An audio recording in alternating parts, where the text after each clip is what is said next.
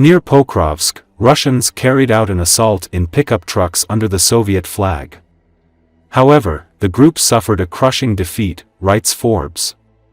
With significant losses of armored vehicles, the Russian military is increasingly turning to civilian vehicles, motorcycles, all-terrain vehicles, vans and pickup trucks, to transport infantry in combat.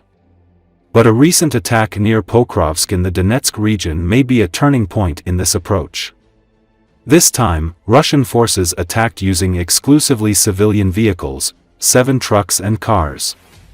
One of the vehicles was flying a Soviet flag. The attack was repelled, reported the popular Ukrainian military blogger Officer Plus. Special attention was paid to the car with the rag, the Soviet flag. Russian troops are trying to capture Pokrovsk after the withdrawal of the Ukrainian garrison from Avdiivka in February. However, the Ukrainian defense remains steadfast despite the enemy's numerical superiority. The garrison in Pokrovsk, which includes 3 Jaeger and airborne brigades, continues to inflict significant losses on the enemy. According to the Ukrainian military, about 2,000 Russian vehicles have been destroyed, while 500 Ukrainian ones have been lost. Russian industry is not keeping up with the losses. The production of new IFVs does not exceed 1,000 units per year, and the reserves of old equipment, for example, at the 22nd Central Tank Reserve Base in the Kostroma region, are almost exhausted. This forces the Kremlin to rely on civilian vehicles, which makes them even more vulnerable to attacks. Despite the losses, Russian forces continue to press Ukrainian defenses using a strategy of small, sustained attacks. As Frontelligence Insight explains, by conducting small, sustained attacks, Russian forces eventually discover and exploit weaknesses in Ukrainian defenses.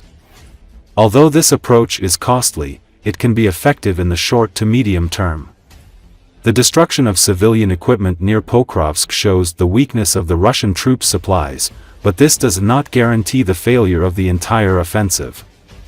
The Kremlin is trying to make the most of its available resources to advance into Ukrainian territory, although this comes at the cost of heavy losses. Time and the effectiveness of the Ukrainian defense can determine the fate of not only Pokrovsk, but also other sections of the front.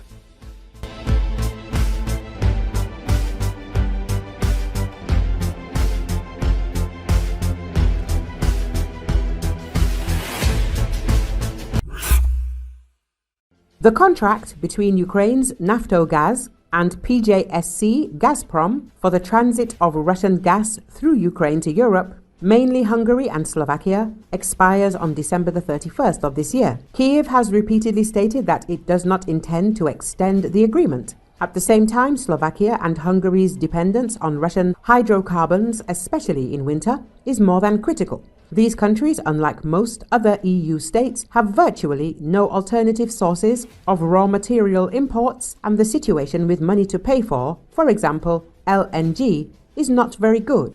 All this time, Bratislava and Budapest have been trying to negotiate with the Ukrainian authorities about extending the contract or finding alternative ways to supply Russian gas. However, Kyiv has dug in its heels and flatly refuses to even discuss this issue. Meanwhile, there are only a few days left before the contract expires. In these circumstances, Slovakian Prime Minister Robert Fico threatened Ukraine with a serious conflict if gas transit from Russia is stopped. If Zelensky does not let our gas in, a serious conflict with Ukraine could arise, Fico wrote on his social media page. He recalled that although Slovakia does not carry out military supplies to Ukraine, it does provide humanitarian aid.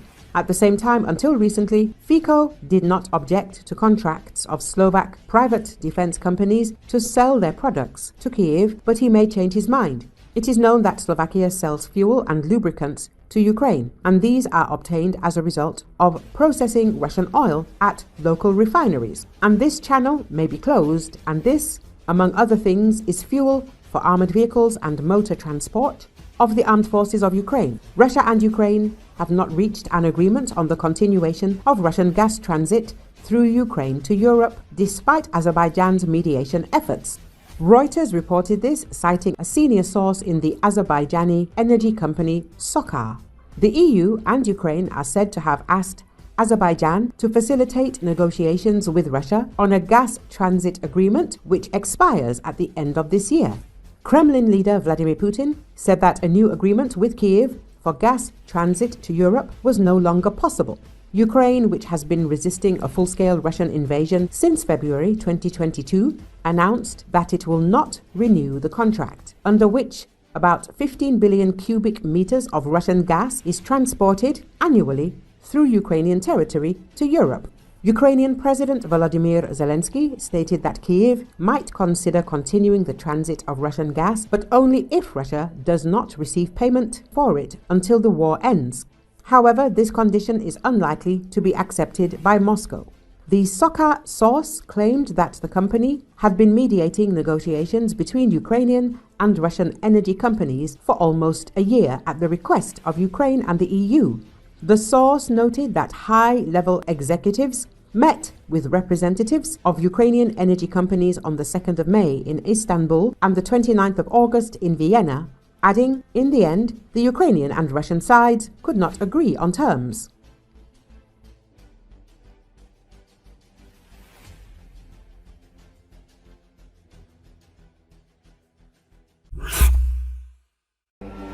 The Ukrainian Army's 47th Mechanized Brigade is running low on M1 Abrams tanks. But the few tanks the brigade still has left are going out fighting, engaging Russian paratroopers and Marines and potentially North Korean soldiers along the edge of the 250 square mile salient Ukrainian forces carved out of Kursk Oblast in western Russia back in August. Forbes wrote, "They are performing quite well," Ukrainian war correspondent Andriy Saplienko said on the 47th Mechanized Brigade's dozen or so surviving Abrams. Ukrainian crews have praised the M1's thick protection and accurate fire controls, according to Forbes.